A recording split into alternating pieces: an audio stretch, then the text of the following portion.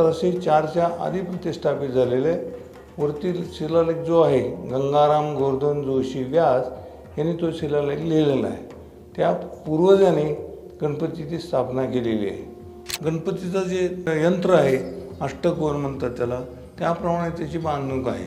दुसरं, पावसाळ्यामध्ये पूर्ण हे गणपती पाण्यात असतात।